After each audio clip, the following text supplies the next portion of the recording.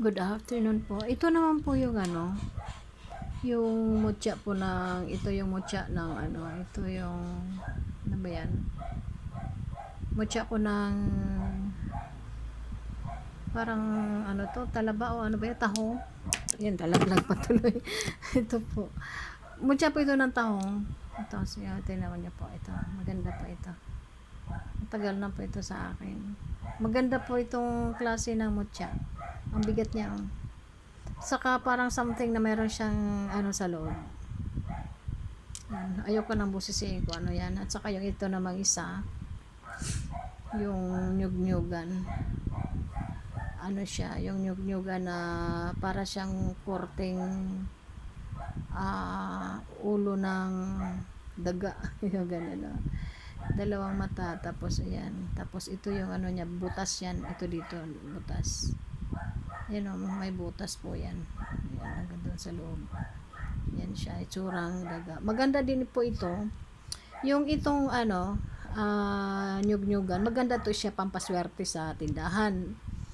Swerte sa career, basta't bitbit nyo po lang ito, maganda din po ito. So, hindi ko naman masasabi ko anong klaseng swerte ang darating sa iyo sa career ba o sa basta't ito ay maswerte po. Kung ano man ang career na mayroon tayo, yan po ay suswertehin.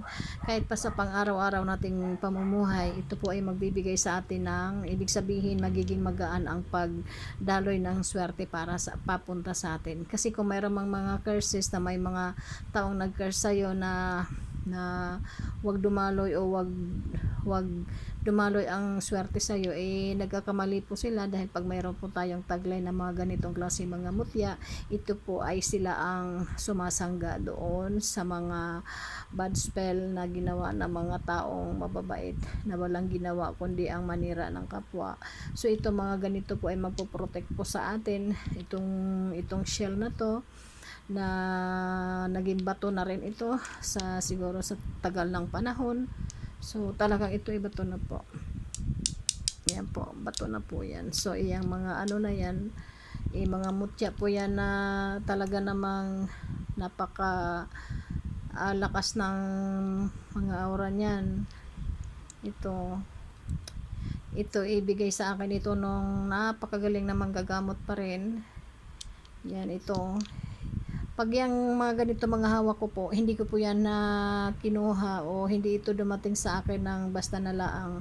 Ito po ay kaloob po ito sa akin na mga magagaling na mga manggagamot na nais magbigay sa akin ng pampaswerte. Siguro gusto nila akong yumaman, so wala tayong magagawa kung iyan ay kagustuhan ng panahon o ng tadhana. So sa mga naniniwala po sa mga ganitong mutya po, lang yung mag-collect po tayo. Tulad ako, tingnan mo yun naman ganyan, yan, naka-place po yan. Ayan yung mga laman yan dito. Yan, andyan yan yung mga, iba pa yan yung nasa altar ko. Ito naman, ito ilagayan ko ng mga collection ko ng mga coins na napakadami. Yan, mayroon po yan mga mutya sa loob din. Yan, ayan yung tulad nito na baon na isa lang ang mata, isang bibig. Yan, andyan lang yan, naka-place lang yan dyan. Tapos yan naman yung bawang na hiniwa ko sa gitna, tapos sa loob niyan nilagyan ko ng coffee, tapos nilagyan ko ng 20 pesos, tapos nakapatong po yan sa asin. Yun po ay mga kontra, mga malas sa tahanan, na kung mayroong mga bad vibration sa loob ng tahanan, yan po ay magsisipaglayas at matatakot sila sa asin. Ito naman po yung iba dyan. So sa next video ko po yan i-introduce sa inyo yung iba pang mga video dyan. Ang iano ko lang po ito yung dalawa ko na to, na ito naman po ito talagang maganda pong mutya, itong mutya ng tahong. Ayan ano siya, naging bato na talaga siya. Yan, napakaganda niyang mutya, maganda siya, at saka ang ganda ng niya para sa akin, maganda siya. Itong dalawa na to, pag ito'y nagsama, suswertehin ka sa pera, sa career, at protection kahit saan ka man magpunta. Mga masamang mga elemento daw, mga masasamang mga tao ay hindi po makakapanakit sa iyo. Kung sino man yung mga tao na may galit sa iyo, syempre nang dahil sa mga ganitong mga charm ay sila po ay gagaan ang pakiramdam sa atin.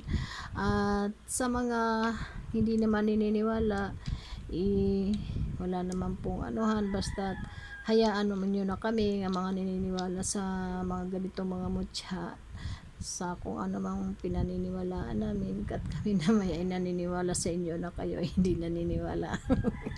Joke lang po. So sa mga ganito pong mga klaseng nag-aangkin ng mga iba't ibang uri ng mutya, yan po din ay kung tulad ko na gustong magkaroon ng maraming mutya, yan po ay kaloob din po ng Diyos Ama na ako po ay bigyan niya ng mga ganitong mga klaseng mga elemento para aking ingatan.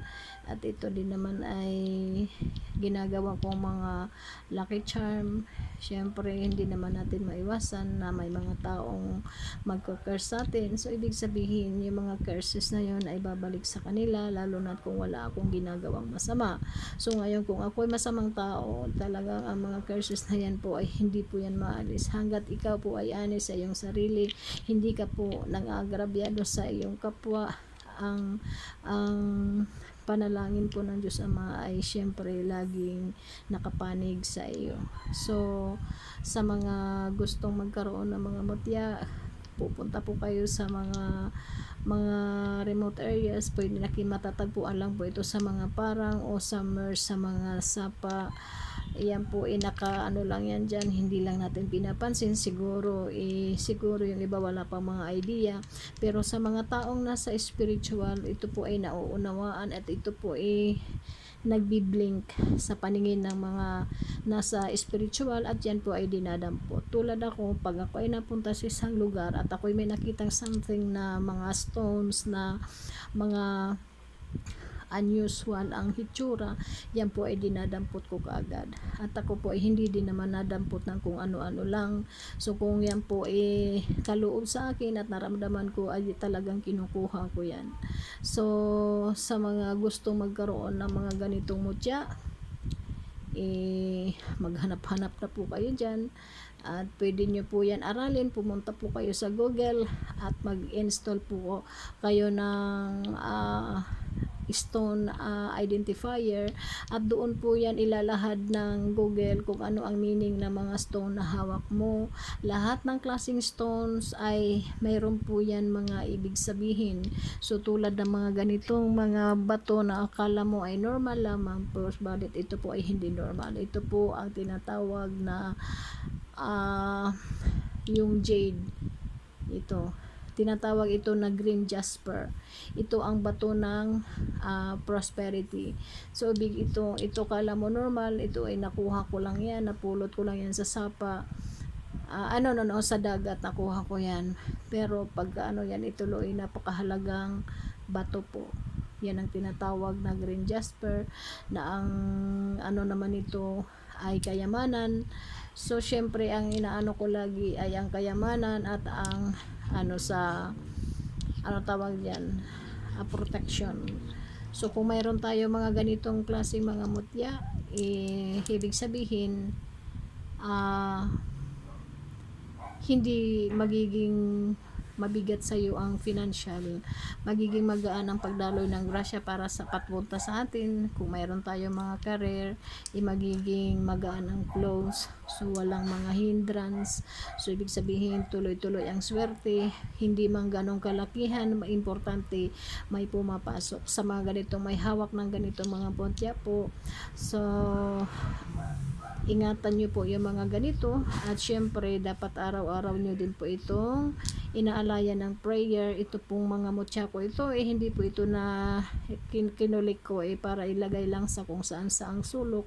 Ito po ay aking pinapausukan ng insenso at saka kamangyan araw-araw, at saka dahon ng laurel, para ito po ay maghigop ng swerte sa akin at taboy ng kamalasan sa aking buhay o kamalasan sa loob ng aming pamamahay. So sa mga naniniwala po, good luck po sa ating lahat. Ito po ay hindi haka-haka lamang, kundi ito ay nasa Biblia din na ang mga batong gawa ng Diyos Ama ay meron din po yan mga kapangyarihan. Kahit I don't know kung naalala nyo si David, bago siya naging king, isa siyang napakasimpleng tao, at nang dahil sa isang batong kinuha niyang napakaliit na bato, inilagay niya sa kanyang slingshot, at yun ang kanyang ipinangpatay kay Goliath bago pa siya naging king ng Israel. Si Goliath, bato ang nagdala sa kanya patungo sa iyang trono as a king of Israel. So ibig sabihin, ang mga bato po ay mayroon po yan simbolo sa ating buhay, pero hindi lahat ng bato ay mayroon pong taglay. Baka naman ang may dampot nyo ay galing sa hollow blocks, wala po yon. So ibig sabihin, sa mga nasa spiritual, nauunawaan po nila yan kung anong klaseng mga bato itong aking bitbit. Ito po ay magdadala ng protection, swerte.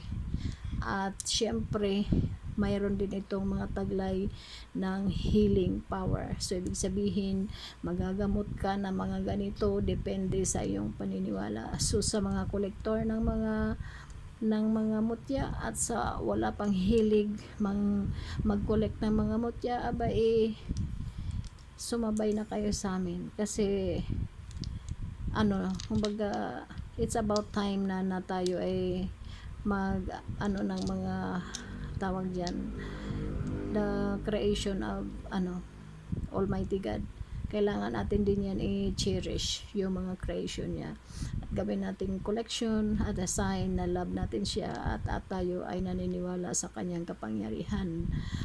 Thank you po sa ating lahat. Thank you po sa mga laging sumasubaybay sa aking mga vlogs.